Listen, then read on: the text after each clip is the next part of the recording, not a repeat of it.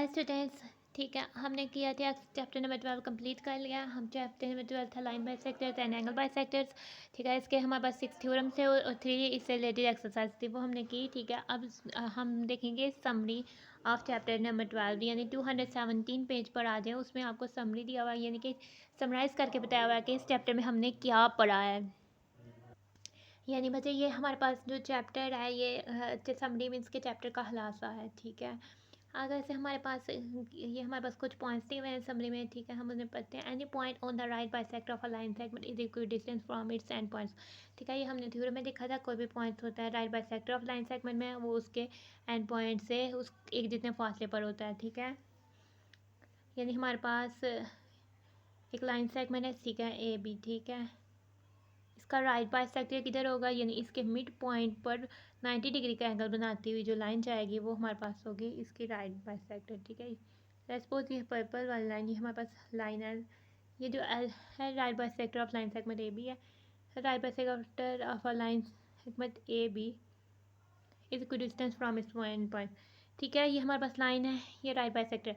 इसमें कोई भी हम पॉइंट ले लें, लेट्स सपोज हम कोई भी पॉइंट ले लेते हैं, इस लाइन में हम इधर ले लेते हैं। ठीक है, हम अगर इधर लें तो भी वो हमारे पास उसका डिस्टेंस जो होता है लाइन सेगमेंट्स के एंड पॉइंट से, यानी ए और बी से एक जितना होगा। इक्वी डिस्टेंस का मतलब होता है, इक्वी डिस्टेंट का मतलब होता है कि उसका फासला एक जितना होगा। इक्वी मतलब कि इक्वल, और डिस्टेंट मतलब कि डिस्टेंस। ठीक है, इक्वल डिस्टेंस होगा।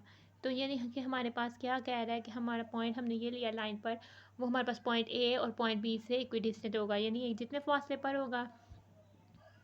यानी ये जो रेड है ये हमारे पास सेम होगा। ठीक है, यानी हमारे पास ये जो पॉइंट येलो वाला है, लेट्स सपोज के ये हमारे पास पॉइंट पी है, तो हम कह देंगे ए पी जो है कॉन्ग्रेंट है बी पी के। ठीक है, या हम कह देंगे ए बी जो है हमारे पास ए पी जो है वो 1/2 ए बी है, या हम बी पी कह देंगे 1/2 ए बी है। ठीक है, line segment V of line segment A B है।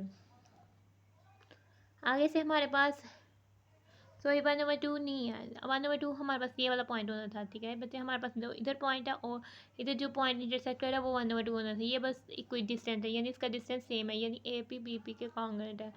आगे से हमारे पास आ जाता है सेकंड, दूसरे नंबर पे क्या कह रहा है, एनी पॉइंट इक्विडिस्टेंस जिसका डिस्टेंस कोई भी पॉइंट है जिसका डिस्टेंस उसके एंड पॉइंट्स लाइन सेगमेंट के एंड पॉइंट से इक्विडिस्टेंस है, यानी कि एक जितना है। इस होंदा हमने प्रूव करना है कि वो राइट बाइसेक्टर ऑफ इट, यानी हमारे पास लेट्स सपोज कि ये हमारे पास एक लाइन सेगमेंट है। ठीक है, कोई भी पॉइंट है जिसका डिस्टेंस पॉइंट इस पॉइंट और इस पॉइंट से सेम है। लेट्स सपोज ये पॉइंट ए है और ये पॉइंट पी है। ठीक है, कोई भी पॉइंट है उसका डिस्टेंस ए और बी से सेम है, तो वो यकीनन कहीं इन दोनों के बीच में कहीं लाया करेगा ना, यकीनन इधर कहीं लाया करेगा। तो हमने कि ठीक है, तो ये यकीनन कि हमारे पास इस लाइन के मिड पॉइंट में लाया करेगा, और वो भी परपेंडिकुलर, वो भी 90 डिग्री में लाया करेगा। इधर लाया करेगा तो ए के ज़्यादा क्लोज होगा जाएगा और बी के से दूर हो जाएगा, तो इक्वी डिस्टेंस नहीं होगा, डिस्टेंस उसका इक्वल नहीं होगा। ठीक है, उसका डिस्टेंस ए से कम हो जाएगा और बी से ज़्यादा हो जाएगा। तो जो इक्वी डिस्टेंस होगा तो वो राइट बाइसेक्टर पर ही लाइक करेगा। तो ये हमने पढ़ा था थ्योरम पर। आगे से थर्ड क्या कह रहा है, the right bisectors of the sides of a triangle are congruent. ठीक है, हमारे पास क्या कह रहा है, राइट बाइसेक्टर्स, यानी कि हमारे पास एक ट्रायंगल है उसकी साइड्स के राइट बाइसेक्टर्स, यानी उसकी साइड्स जो होती हैं उनके मिड पॉइंट पे हमने परपेंडिकुलर जो ड्रा करने हैं वो कॉन्करेंट है। यानी वो कॉन्करेंट है, वो जो हम कॉन्करेंट कौन सी लाइन्स होती हैं, वो लाइन्स जो एक ही पॉइंट पर इंटरसेक्ट करती हैं वो होती हैं कॉन्करेंट। ठीक है, और हमें क्या कह रहा है, the right bisectors of the sides of a triangle are concurrent, जो हमारे पास जो ट्रायंगल की साइड्स के मिड पॉइंट से 90 डिग्री के एंगल बनाते हुए लाइंस जाती हैं वो एक ही पॉइंट पर इंटरसेक्ट करती हैं। बेसिकली ये बात का है। हम इसको किस तरह करते हैं, यानी हम कोई भी ट्रायंगल ले लेते हैं। ठीक है, लेट्स सपोज ये कोई भी हमारे पास ट्रायंगल है। ठीक है, और हमारे पास ठीक है, हम इसका राइट बाइसेक्टर ड्रा करते हैं। ठीक है, हमारे पास लेट्स सपोज इसका राइट बाइसेक्टर इधर है, इसका इधर से हमारा इधर है और इधर से हमारा, ठीक है, तो ये तीनों जो है एक ही पॉइंट से पास करती हैं लाइंस, ये राइट बाइसेक्टर्स की लाइन तीनों जो हैं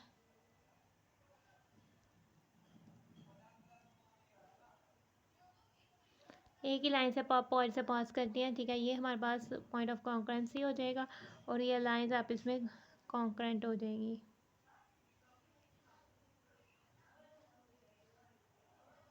ठीक है। ये तीनों एक पॉइंट से पास करती हैं तो ये हमारे पास पॉइंट ऑफ कॉन्करेंसी हो जाएगा और ये हमारे पास इस ट्राइंगल के बाइसेक्टर्स क्या हो जाएंगे, कॉन्करेंट हो जाएंगे। ये हमने प्रूफ पढ़ा है, ठीक है।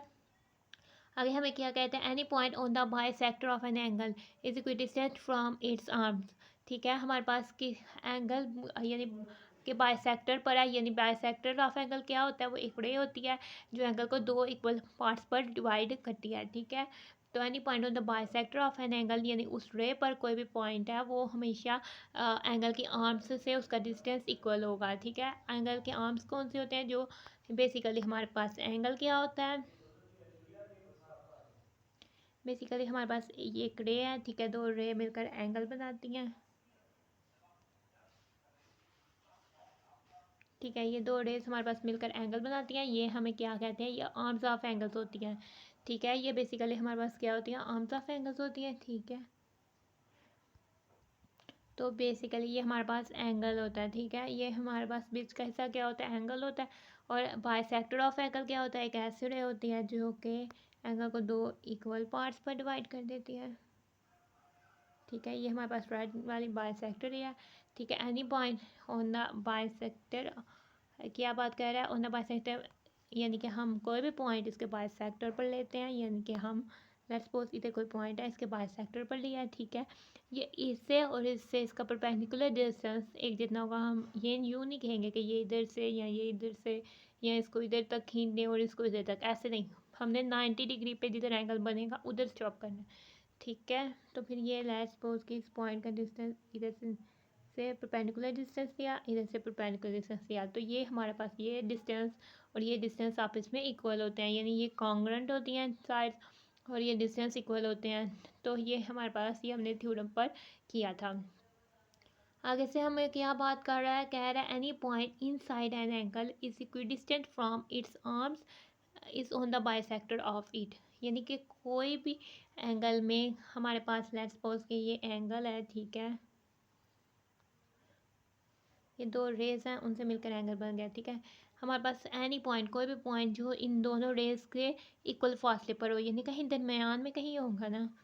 लेट्स सपोज कोई भी पॉइंट है, लेट्स सपोज वो इधर ही कहीं पॉइंट आएंगे जो इस एंगल के बिल्कुल मीट पर आते हो, उनका डिस्टेंस हमारे पास परपेंडिकुलर डिस्टेंस एक जितना होगा ना दोनों साइड। लेट्स सपोज ये पॉइंट है, ठीक है। ये पॉइंट हमें कह रहा है कि इक्वल डिस्टेंस है, इसका इससे डिस्टेंस और इसका इससे डिस्टेंस सेम है, यानी कि हमारे पास इसका परपेंडिकुलर डिस्टेंस जो है इधर से और इसका परपेंडिकुलर डिस्टेंस जो है इधर से सेम है, ठीक है।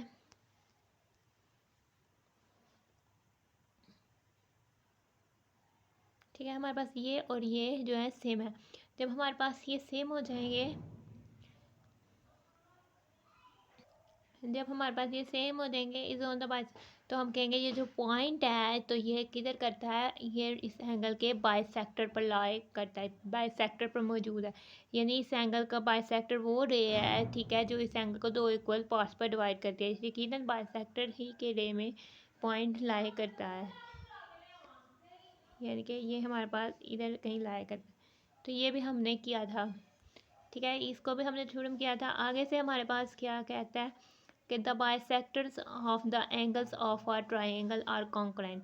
बाइसेक्टर्स ऑफ एंगल्स क्या होता है, जो एंगल को दो इक्वल पार्ट्स पर डिवाइड करता है। ट्राइंगल क्या होती है, ऐसी फिगर जिसकी थ्री साइड्स या थ्री एंगल्स होते हैं और वो क्लोज फिगर होती है और वो पॉलीगॉन होती है, ठीक है। थ्री साइडेड पॉलीगॉन वो हमारे पास ट्राइंगल होती है, ठीक है। कॉन्करेंट का मतलब होता है जो बहुत सी लाइंस एक ही पॉइंट का पॉइंट ऑफ इंटरसेक्शन एक ही हो तो वो लाइंस कॉन्करेंट होती हैं, ठीक है। The bisectors of the angles ऐसी रेज यानी ट्राइंगल की रेज के बाइसेक्टर्स जो हैं वो कॉन्करेंट हैं। ये हमने पढ़ा था, हम इसको देखते हैं। यानी ये हमने पहले क्या पढ़ा था कि एक ट्राइंगल है, ठीक है। ये हमारे पास कोई ट्रायंगल, ठीक है, हमने इसके एंगल के बाइसेक्टर्स पढ़े थे। यानी हमारे पास ये एक एंगल का ये बाइसेक्टर था, ठीक है, ये हमारे पास एंगल का बाइसेक्टर था। फिर हमने किया ये हमारे पास इधर एंगल है, ठीक है, इसका बाइसेक्टर यानी, और फिर हमारे पास जो है क्या कहते हैं, इधर से इसका बाइसेक्टर, ठीक है। एनी, और हमने कहा था कि हमारे पास एंगल्स के बाइसेक्टर्स जो है बेसिकली वो कॉन्करेंट होते हैं, ठीक है, वो एक ही पॉइंट, उनका पॉइंट ऑफ इंटरसेक्शन एक ही होता है, ठीक है। तो ये बेसिकली हमारे पास पॉइंट ऑफ इंटरसेक्शन था, ठीक है, तो ये हमने थ्योरम को पढ़ा है और उससे प्रूव भी किया है। आगे से हमारे पास आ जाता है, ये आपके पास फर्स्ट 6 थ्योरम्स की स्टेटमेंट थी जो हमने पढ़ी थी, ठीक है। आगे से हमारे पास आ जाता है right bisection of a line segment means to draw perpendicular at the mid point of the line segment. यानी कि अगर हमारे पास राइट बाइसेक्शन का मतलब होता है कि हमारे पास दो इक्वल पार्ट्स में कट करना या डिवाइड करना, ठीक है। राइट बाइसेक्शन का मतलब ऑफ अ लाइन सेगमेंट का मतलब होता है एक लाइन सेगमेंट है उसे दो इक्वल पार्ट में कट करना है, और राइट का मतलब है कि 90 डिग्री का एंगल बनाते हुए, ठीक है। तो इसका मतलब है कि हमारे पास यानी कि हमारे पास ड्रा करनी है, ठीक है, perpendicular at the mid point of the line segment. हाँ, तो इसका मतलब यही से ही होता है, जैसे कि हमारे पास कहते हैं एक लाइन सेगमेंट है, ठीक है, ये हमारे पास लाइन सेगमेंट ए बी है, ठीक है, ये इसका मिड पॉइंट है, कहीं हमारे कह देते हैं ये हमारे पास सी इसका मिड पॉइंट है, ठीक है, ये हमारे पास सी है, ये इसका मिड पॉइंट है, ठीक है। हमने कोई लाइन ड्रा की है, इसके हम right bisection of a line segment यानी लाइन सेगमेंट ए बी की बाइसेक्शन करनी है, तो हमारे पास इसको हाफ पे जाना है और एक लाइन ड्रा करनी है पर जो कि 90 डिग्री की हो, यानी जो 90 डिग्री का एंगल बनाए line segment A B C से। तो right bisection of a line segment means to draw perpendicular, हमने परपेंडिकुलर ड्रा करना है एट द मिड पॉइंट, यानी mid point of the line segment A B के perpendicular draw करना है जो एंगल बनाए 90 डिग्री का, ठीक है। आगे से हमारे पास क्या आता है, bisection of an angle means यानी कि हमारे पास कोई भी एंगल है उसकी बाइसेक्शन का क्या मतलब है, यानी हमारे पास एंगल है, ठीक है, हमारे पास उसकी बाइसेक्शन का मतलब है to draw a ray to divide the given angle into two equal parts. यानी हमारे पास बाइसेक्शन ऑफ एंगल का मतलब क्या है कि हमने मीन्स टू ड्रा अ रे, मतलब कि एक एंगल है, ठीक है, यानी कि हमारे पास एंगल है, इसका मतलब बाइसेक्शन ऑफ एंगल कि हमने एक रे ड्रा करनी है, ये हमारे पास बेसिकली एंगल है, ठीक है। इसकी बाइसेक्शन का मतलब है कि हमने इस पर रे ड्रा करनी है जो इस एंगल को दो इक्वल पार्ट्स पर डिवाइड करे, ठीक है। हमने ये बेसिकली बाइसेक्शन ऑफ एंगल्स का मतलब है। इसके बाद ये हमने देखी समरी। अब आ जाए बच्चे ग्लोसरी, हम बुक के पीछे पेज नंबर पर आपको चैप्टर 290 पर, ठीक है, आपको चैप्टर नंबर 12 की कुछ डेफिनेशन दी हुई है, हम उसे देख लेते हैं, ठीक है। हमें क्या कह रहा है, right bisector of a line segment, ठीक है, right bisector of a line segment, ठीक है। अ लाइन एल यानी कि कोई भी लाइन है वो क्या कहलाएगी, right bisector of line segment L कहलाएगी, ठीक है।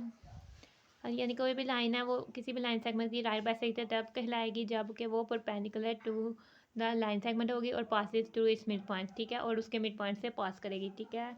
यानी कि हमें क्या कह रहा है, लेट्स सपोज कि हमारे पास एक लाइन सेगमेंट है ए बी, ठीक है, right bisector of line segment क्या कहलाएगी कि हमारे पास एक लाइन सेगमेंट यानी लाइन एल जो है वो परपेंडिकुलर हो इससे बिल्कुल 90 डिग्री का एंगल पास और इसके मिड से पास होती हो, ठीक है। ये जो लाइन एल है हमारे पास बेसिकली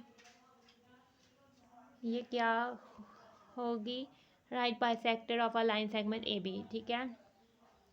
हमारे पास एंगल बाइसेक्टर क्या हो जाता है, ठीक है, एंगल बाइसेक्टर क्या हो जाता है, एक रे होती है जो डिवाइड करती है एंगल को तो इक्वल पार्ट्स पर, ठीक है।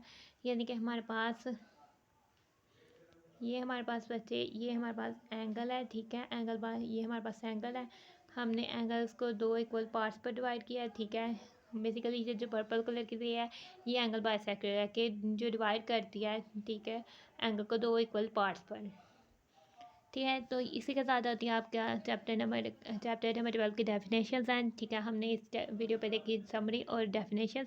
अगर आपको वीडियो अच्छी लगी है तो वीडियो को लाइक करें, चैनल को सब्सक्राइब करें और मज़ीद अच्छी वीडियोज़ के लिए चैनल को सब्सक्राइब करें। अगर आपको कुछ नहीं समझ में आती तो आप कमेंट सेक्शन में पूछें Thanks for watching and stay blessed.